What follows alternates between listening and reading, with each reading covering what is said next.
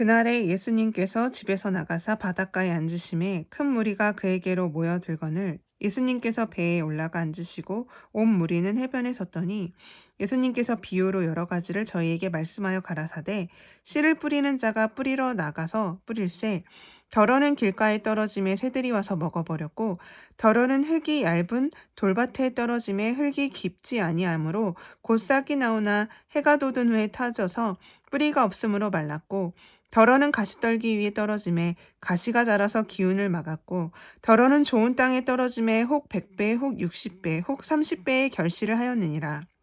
귀 있는 자는 들으라 하시니라. 제자들이 예수님께 나와 가로되 어찌하여 저희에게 비유로 말씀하시나이까?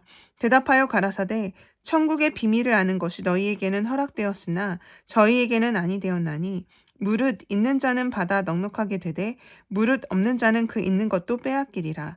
그러므로 내가 저희에게 비유로 말하기는 저희가 보아도 보지 못하며 들어도 듣지 못하며 깨닫지 못함이니라. 이사야의 예언이 저희에게 이루었으니 일렀으되 너희가 듣기는 들어도 깨닫지 못할 것이요 보기는 보아도 알지 못하리라. 이 백성들의 마음이 완악하여져서 그 귀는 듣기에 둔하고 눈은 감았으니 이는 눈으로 보고 귀로 듣고 마음으로 깨달아 돌이켜 내게 고침을 받을까 두려워함이라 하였느니라. 그러나 너희 눈은 봄으로 너희 귀는 들음으로 복이 있도다. 내가 진실로 너희에게 이르노니 많은 선지자와 의인이 너희 보는 것들을 보고자 하여도 보지 못하였고 너희 듣는 것들을 듣고자 하여도 듣지 못하였느니라. 마태복음 13장 1절부터 17절 말씀. 예수님께서 다시 바닷가에서 가르치시니 큰 무리가 모여들거늘 예수님께서 배에 올라 바다에 떠 앉으시고 온 무리는 바다 곁 육지에 있더라. 이에 예수님께서 여러 가지를 비유로 가르치시니 그 가르치시는 중에 저희에게 이르시되 들으라 씨를 뿌리는 자가 뿌리러 나가서 뿌릴새 덜어는 길가에 떨어짐에 새들이 와서 먹어버렸고 덜어는 흙이 얇은 돌밭에 떨어짐에 흙이 깊지 아니하므로 곧 싹이 나오나 해가 돋은 후에 타져서 뿌리가 없으므로 말랐고 덜어는 가시떨기에 떨어짐에 가시가 자라 기운을 막음으로 결실지 못하였고 덜어는 좋은 땅에 떨어짐에 자라 무성하여 결실하였으니 30배와 60배와 100배가 되었느니라 하시고 또 이르시되 들을 귀 있는 자는 들으라 하시니라. 예수님께서 홀로 계실 때에 함께한 사람들이 12제자로 더불어 그 비유들을 묻자오니 이르시되 하나님 나라의 비밀을 너희에게는 주었으나 외인에게는 모든 것을 비유로 하나니 이는 저희로 보기는 보아도 알지 못하며 듣기는 들어도 깨닫지 못하게 하여 돌이켜 죄사함을 얻지 못하게 하려 함이니라 하시고 또 가라사대 너희가 무엇을 듣는가 스스로 삼가라. 너희의 헤아리는 그 헤아림으로 너희가 헤아림을 받을 것이요 또 더 받으리니 있는 자는 받을 것이요 없는 자는 그 있는 것까지 빼앗기리라. 마가복음 4장 1절부터 12절 말씀 24절에서 25절 말씀. 이후에 예수님께서 각 성과 촌에 두루 다니시며 하나님의 나라를 반포하시며 그 복음을 전하실새 12제자가 함께하였고 또한 악귀를 쫓아내심과 병 고침을 받은 어떤 여자들 곧 7 귀신이 나간 자 막달라인이라 하는 마리아와 또 헤롯의 청지기 구사의 아내 요한나와 또 수산나와 다른 여러 여자가 함께하여 자기들의 소유로 저희를 섬기더라. 각 동네 사람들이 예수께로 나와 큰 무리를 이루니 예수님께서 비유로 말씀하시되 씨를 뿌리는 자가 그 씨를 뿌리러 나가서 뿌릴새 덜어는 길가에 떨어짐에 밟히며 공중의 새들이 먹어버렸고 덜어는 바위 위에 떨어짐에 났다가 습기가 없으므로 말랐고 덜어는 가시떨기 속에 떨어짐에 가시가 함께 자라서 기운을 막았고 덜어는 좋은 땅에 떨어짐에 나서 100배의 결실을 하였느니라. 이 말씀을 하시고 외치시되 들을 귀 있는 자는 들을지어다. 제자들이 이 비유의 뜻을 물으니 가라사대 하나님 나라의 비밀을 아는 것이 너희에게는 허락되었으나 다른 사람에게는 비유로 하나니 이는 저희로 보아도 보지 못하고 들어도 깨닫지 못하게 하려 함이니라. 그러므로 너희가 어떻게 듣는가 스스로 삼가라. 누구든지 있는 자는 받겠고 없는 자는 그 있는 줄로 아는 것까지 빼앗기리라 하시니라. 제자들을 돌아보시며 종용이 이르시되 너희의 보는 것을 보는 눈은 복이 있도다. 내가 너희에게 말하노니 많은 선지자와 임금이 너희 보는 바를 보고자 하였으되 보지 못하였으며 너희 듣는 바를 듣고자 하였으되 듣지 못하였느니라. 누가복음 8장 1절부터 10절 말씀 18장 18절 말씀 10장에서 23절 24절 말씀 여기서 누가는 다른 경우에 속하는 자료를 삽입하고 있다. 그러나 그가 한 문단에 결합시켜 놓은 것을 분리시킬 하등의 이유가 없다고 생각한다. 첫째로 그는 12사도가 그리스도와 함께 하나님의 나라를 전파했다고 말해준다. 이 말씀을 볼 때 가르침의 직임이 아직 그들에게 부여되지는 않았지만 사도들은 주님을 위해 청중을 모으려고 열성 있게 외치는 자들로 행동했음을 알 수가 있다. 그러므로 그들의 위치는 낮았지만 그들은 그리스도의 조력자들이었다. 누가는 그리스도께서 그 함께한 일단의 사람들 중에 7 귀신에게 고통을 당했던 막달라 마리아와 같은 악하거나 병을 주는 귀신들로부터 고침을 받은 어떤 여자들을 거느리고 계셨음을 기록하고 있다. 이런 자들은 천시될 사람들로 보일 것이다. 하나님의 아들이 자기 주변에 행실이 나쁘다고 알려진 여자들을 데리고 계실 필요는 없지 않으셨을까? 사실상 이 사실로부터 우리가 더욱더 잘 알 수 있는 것은 우리가 믿기 이전에 갖고 있었던 악덕이 그리스도의 영광에 장애가 되지 않고 오히려 그 영광을 크게 한다는 점이다. 주님께서는 점도 없고 주름 잡힌 것도 없는 자들을 찾아 교회를 세우셨다고 말해서는 안 될 것이다. 오히려 자기의 피로 씻어 정결하고 아름답게 하셨다고 말해야 할 것이다. 그리스도께서 그들을 자유케 하신 이후에 비참하고 수치스러웠던 저 여자들의 형편은 그리스도께 큰 영광을 더하여 주었다. 그들은 그의 능력과 은혜에 대한 표가 되었다. 뿐만 아니라 누가는 그들의 감사를 칭찬하고 있었다. 그들은 세상에서 오는 치욕을 무시해버리고 자기의 해방자를 따랐기 때문이다. 의심할 바 없이 모든 사람들이 그들에게 손가락질을 했을 것이며 그리스도와 함께 한다는 것은 무대 위에서 구경거리가 되는 것과 같았다. 그러나 그들은 그리스도의 영광을 숨기지 않기 위하여 자신들의 수치가 드러나는 것을 허용했었다. 그가 더욱 찬란히 빛나시도록 그들은 굴욕을 기꺼이 참았다.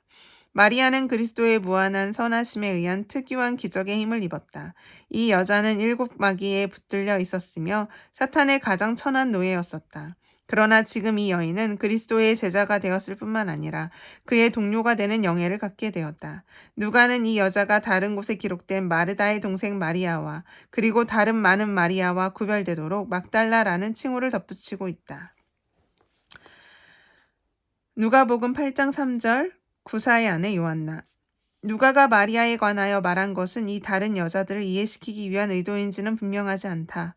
마리아가 첫 번째로 언급된 것은 그리스도께서 큰 능력으로 그 여자에게 역사하셨기 때문이며 정절이 있고 명예가 훼손되지 않은 기혼 부인들이었던 이 구사의 아내와 수산나는 평범한 병고침을 받은 자들로서 덧붙여 기록된 것으로 보인다. 그러나 그들이 유복하고 상류계급의 여인들이었으므로 그들의 경건한 열의는 더욱 칭찬받을 가치가 있다. 그들은 자기들의 소유로 그리스도의 필요를 공급했으며 이것으로 만족하지 않고 가정과 일을 떠나 자기네 응접실에 잘 갖추어진 평온함을 즐기는 대신 만족스럽지 못한 여러 가지 거처로부터의 불평과 사람들의 적개심에도 불구하고 그를 따르고자 했기 때문이다. 헤롯의 청지기 구사는 헤롯을 섬기는 자로서 자기 아내의 행동에 맞섰을지도 모른다. 그러나 이 경건한 여인은 열심을 갖고 이 모든 장애를 극복했다. 마태복음 13장 2절 그에게로 모여들거늘. 복음서 기자들이 많은 사람들의 회집을 말한 데에는 분명한 이유가 있었다. 많은 사람들이 씨 뿌리는 비유를 말씀하시도록 그리스도를 감동시켰다는 것이다. 이 군중은 여러 곳으로부터 온 자들이었다. 이들은 모두 나타나는 일들을 보고 싶어 했으며 그의 말씀을 듣고자 열심이었다. 그러나 그들은 보고 듣는 것으로부터 동일한 유익을 원하고 있지는 않았다. 이 상태가 바로 이 비유를 말씀하시도록 한 것이다. 교훈의 씨앗이 넓게 뿌려질 때 그 씨앗은 떨어진 곳에서마다 모두 결실하지는 못한다고 이 비유는 교훈해주고 있다. 그 씨앗이 항상 기름지고 잘 기경된 흙에만 떨어지지 않기 때문이다. 그러므로 그리스도께서는 자신이 씨를 뿌리러 나가는 농부와 같다고 선언하고 계신다. 그의 말씀을 듣는 많은 사람들이 불모지 또는 개간되지 않은 땅 또는 잡초가 우거진 땅과 같아서 씨앗과 파종의 수고는 헛되게 되었다. 잠시 후에 주님께서 친히 그 의미를 설명해 주신 기록에 이르기까지 나는 이 비유의 의미에 관하여 논하지 않겠다. 여기서 경고해 두고자 하는 한 가지는 굶주린 사람들처럼 먼 곳으로부터 그리스도께 나왔던 그들이 쓸모없는 불모의 땅으로 비교되었다면 오늘날 많은 사람들 중에서 복음이 결실하지 못할 경우 이 얼마나 놀랄 일이겠는가. 어떤 자들은 신앙의 진보가 늦고 행동이 완만하며 어떤 자들은 부주의한 경청자들이고 심지어 어떤 자들은 복음을 들을 수 있는 곳에 오게 할 수도 없는 자들이기 때문이다. 마태복음 13장 9절 귀 있는 자는 들으라. 이 말씀으로 그리스도께서는 자신이 하신 말씀을 준행하기 위한 참된 이해력은 누구에게나 주어지지 않음을 의미하고 계신다. 그러나 한편으로 가르침이 누구에게나 쉽고 명료하게 들려지지 않는다는 사실을 제자들이 확실히 인식하도록 주님은 그들을 각성시키고 계셨다. 주님은 듣는 자들이 두 가지로 분간된다고 말씀하셨다. 어떤 자들은 듣고 아는 은사를 가졌고 그렇지 못한 자들은 기머거리들이라는 것이다. 듣고 아는 자들은 어떻게 그런 능력을 갖게 되었는지 의문이 생긴다. 성경 다른 귀절에는 그들의 귀가 자기 스스로의 노력에 의해 적응력을 갖고 들을 수 있도록 구성된 것이 아니라 하나님께서 뚫어주셨다고 증거하고 있다. 시편 40편 6절 말씀. 마태복음 13장 10절 제자들이 예수께 나와. 마태가 전하고 있는 말씀을 보면 제자들은 단순히 자신들에 대해서만 생각지 않고 다른 사람들에 대해서도 생각하고 있는 것 같다. 제자들은 이 비유를 이해하지 못했으며 이 비유는 다른 사람들에게도 똑같이 모호함을 알았다. 그리스도께서는 듣는 자들이 아무런 유익도 얻지 못하는 것들을 말씀하고 계신다고 제자들은 불만해했다. 비유는 사물을 이해하는 데 도움을 주지만 은유만을 계속한다면 이해는 어려워진다. 그러므로 그리스도께서 이 비유를 베풀어 말씀하실 때 비유로 말씀하지 않고 더욱 똑똑히 그리고 충분히 말씀하실 수 있었던 것도 하나의 풍류에다 감추어 놓기를 원하셨다. 그러나 이를 설명해 주실 경우 비유적 말씀들은 직접적인 말씀들보다 더욱 힘이 있고 효과적이다. 다시 말하면 비유는 마음에 감동을 주는데 더욱 효과적일 뿐만 아니라 그 의미도 더욱 명료해진다는 것이다. 그러므로 어떻게 말씀하시는가와 무엇을 말씀하시는가를 숙고하는 것이 중요하다.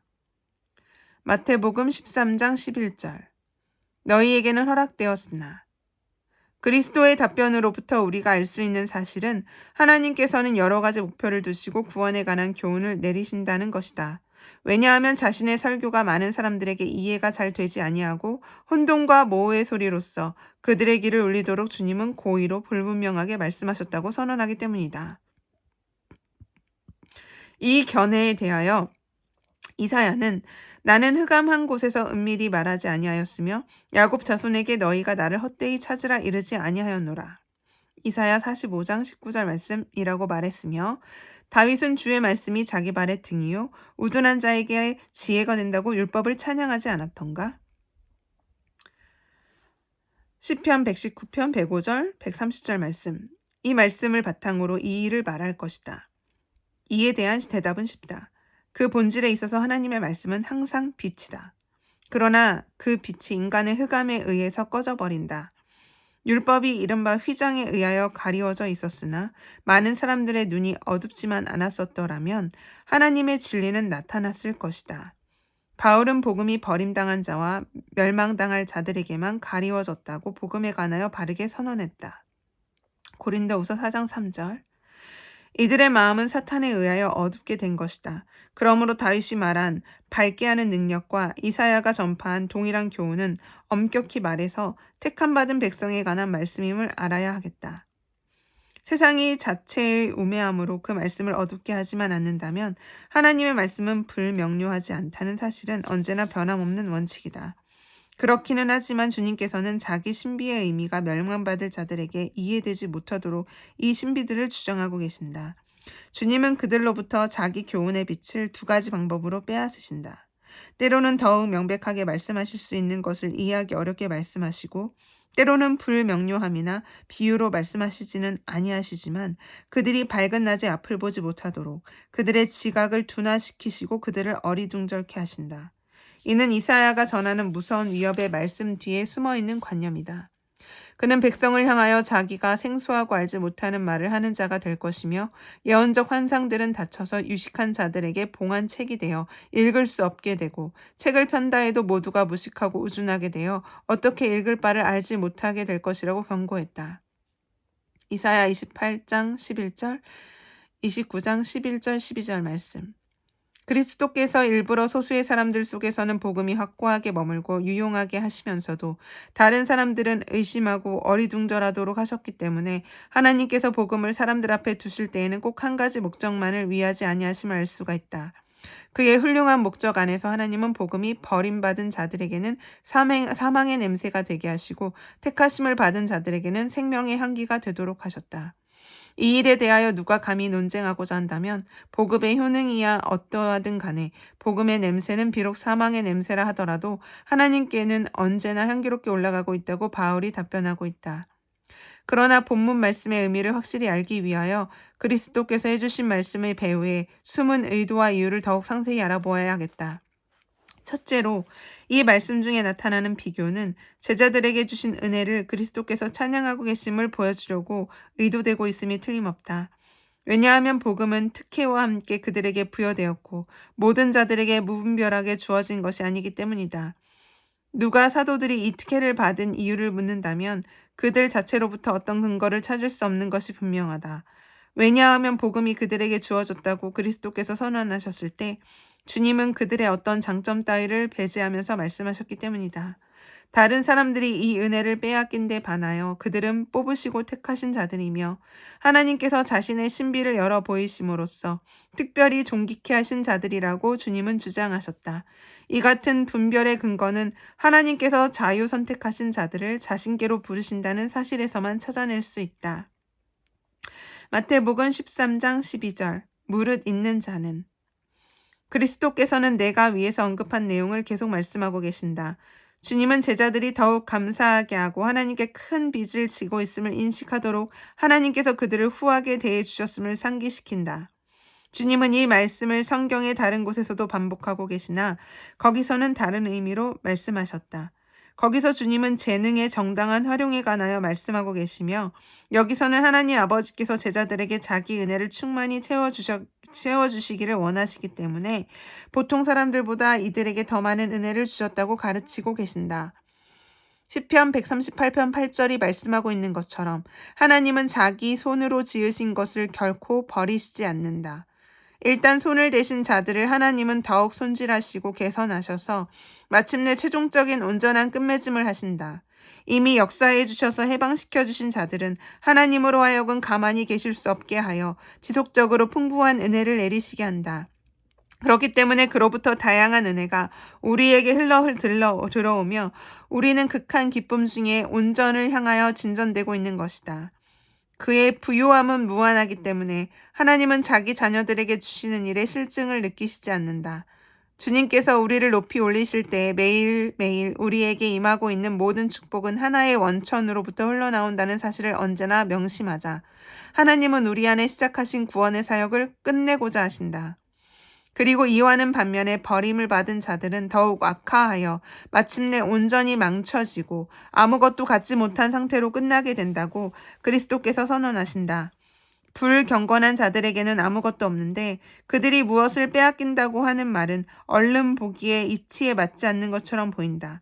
그러나 누가는 이 표현을 약간 완화하고 말을 좀 바꿈으로써 그 애매한 표현을 제하고 있다. 누가는 그 있는 줄로 아는 것까지 빼앗기리라고 말하고 있다. 버림을 받은 자들이 뛰어난 재능들을 가지고 하나님의 자녀들과 외견상으로 비슷하게 보이는 것은 흔히 있는 일이다. 그러나 그들 안에 견실한 것은 없으며 그들의 마음에 경건은 없고 이 모든 외견상의 모습은 공허한 구경거리에 불과하다. 마태는 그들이 아무것도 갖고 있지 않다고 바르게 말했다. 하나님께서 보시기에 그들이 가진 것이란 아무것도 아닌 것이며 일시적인 것이기 때문이다. 그러나 누가는 그들이 자신들에게 임한 은사들을 망쳐버림으로써 그저 사람들 앞에 보이려고만 하며 실상은 허세와 헛된 거칠의 외에 아무것도 갖고 있지 않다고 바르게 말하고 있다. 이 사실로부터 우리는 우리의 생활 전폭에 진보를 갖도록 열망해야 한다는 교훈을 얻는다. 하나님은 우리가 매일 그것을 섭취하고 마침내 충분히 만족하게 되는 조건 밑에서 하늘의 교훈에 관한 맛을 우리에게 보여주시기 때문이다. 마가복음에는 이 내용의 문장이 다소 혼란스럽게 기록되어 있다. 너희가 무엇을 듣는가 스스로 삼가라고 말씀하시고 이어서 제자들이 신앙에 좋은 진전을 보인다면 더욱 풍성한 은혜를 주시겠다고 더 받으리니 라는 말씀으로 약속하고 계신다. 마지막으로 마태복음의 말씀과 일치되는 규절이 있는데 문장의 중간에 있다. 이 말씀을 나는 마태복음 7장을 설명할 때 상세히 논했다. 여기서는 이 말씀이 바른 순서대로 이 문장 속에 들어가 있는 것 같지 않다.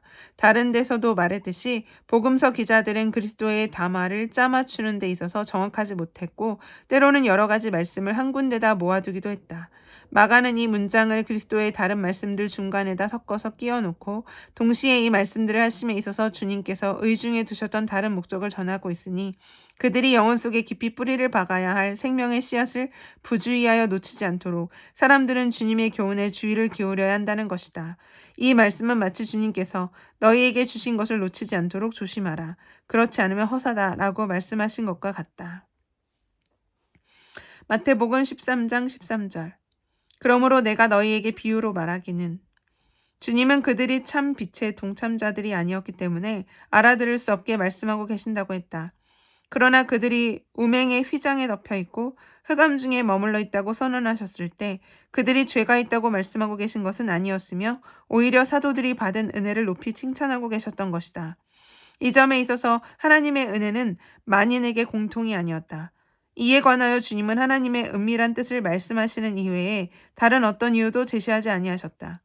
이 하나님의 은밀한 뜻은 잠시 후에 설명되겠는데 그 근거가 우리에게 알려져 있지는 않지만 이는 확고하게 존속한다. 비유가 하나님께서 분명하게 제시하고 싶지 아니하신 불가해의 수단이 되는 이외에 다른 하나의 목적을 지니고 있긴 하지만 이 씨 뿌리는 비유는 풍요로서 마치 믿기 어려운 수수께끼처럼 주님에 의하여 주시되고 있다고 앞에서도 말한 바 있다. 마태복음 13장 14절.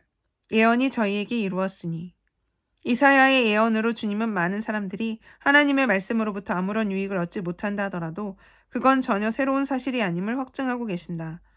왜냐하면 옛날에 하나님의 말씀은 더욱 이해하기 어렵도록 되어 있었기 때문이다.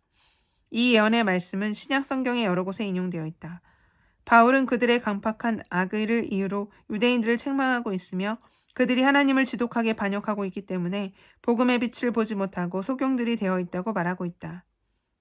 이렇게 바울은 사람들 자체 속에 있는 한 가지 이유를 지적해냈다. 로마서 11장 7절에서 그는 다시 숭고하고 깊이 숨겨진 근원으로부터 또 하나의 이유를 찾아내고 있다. 오직 택하심을 입은 자가 구원을 얻었고 그 남은 자들은 완악하여졌느니라. 이 말씀은 이사야와 다른 선지자들이 한 말과 동일하다. 여기에 나타나고 있는 대조를 주시하자.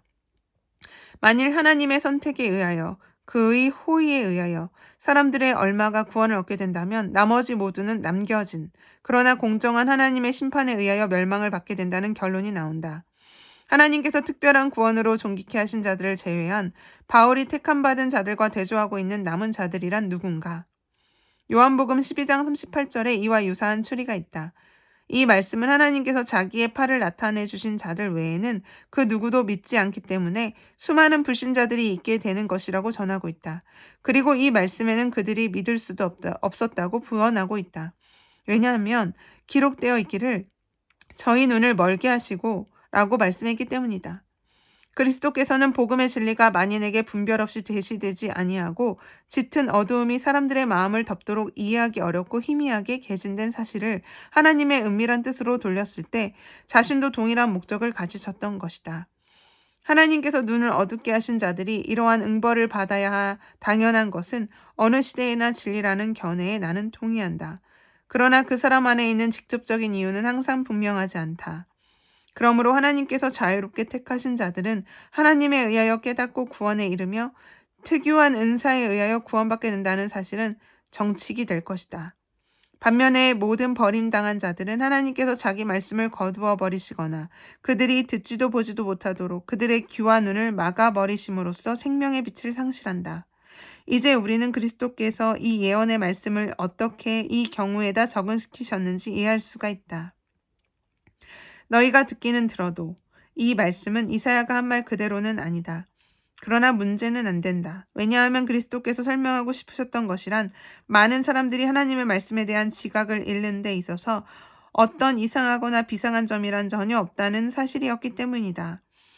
소경된 정신을 가진 자들과 강팍해진 마음을 가진 자들에게로 가라는 의미로 된 선지자들의 말은 마태에 의해서 당시의 말씀을 듣던 자들에게 적용되었는데 그들의 우준함과 강팍함이 그들을 죄인들로 만들었다는 의미였다. 정신과 마음, 이 두 가지는 분리될 수가 없다. 버림당한 자들이 정신적으로 아무리 많이 배운다 하더라도 이들의 고의적이고 내심에서 나오는 악의는 자신들을 우준하고 강팍하게 만들 뿐인 것이다. 하나님의 영이 다스리시지 않는 심령에 다른 상황은 생겨날 수가 없다. 하나님에 의해 다스림을 받는 자들은 오직 택하심을 받은 자들 뿐이다. 그러므로 우리는 이 논리에 따라야 하겠다. 하나님께서 양자의 영으로 깨달음을 주시지 않는 자들은 제 정신을 잃은 자들이며 하나님의 말씀을 들어도 더욱 우준하게 될 뿐이다. 그러나 이 잘못은 그들 스스로의 것이다. 자신들이 자진하여 소경들이 되고 있기 때문이다. 그러나 이 사실로부터 말씀의 사역자들은 자신의 사역이 바랐던 것보다 덜 성공적일 경우 위안을 얻어야 할 것이다. 이 사역자들의 가르침이 많은 사람들에게 도움이 안 되고 실제로는 많은 사람들을 더욱 나빠지게 할 것이다. 가장 훌륭한 선지자들의 사역에 있었던 일들이 이들 말씀의 사역자들에게도 있게 될 것이다. 우리는 모든 자들을 하나님께 순복하도록 이끌어가고 싶은 의욕을 가져야 하고 이는 우리의 목적이 되어야 하며 이를 위해 노력해야 한다. 그러나 과거의 선지자들의 사역을 통하여 자신의 심판을 행사하셨던 하나님께서 오늘날에도 동일하게 역사하심에 있어서 놀라지 말아야 한다. 그렇게 하면서도 우리는 우리의 게으름이 복음의 결실을 방해하지 않도록 극히 조심하지 않으면 안 된다. 마가복음 4장 12절 보기는 보아도 알지 못하며 이 말씀은 다른 데서 충분히 설명되었으므로 여기서는 간략히 살펴보아도 될 것이다. 정당히 말해서 원래 그 본질에 있어서 복음은 소경되게 하는 요인이 아니며 결과에 있어서 그렇다.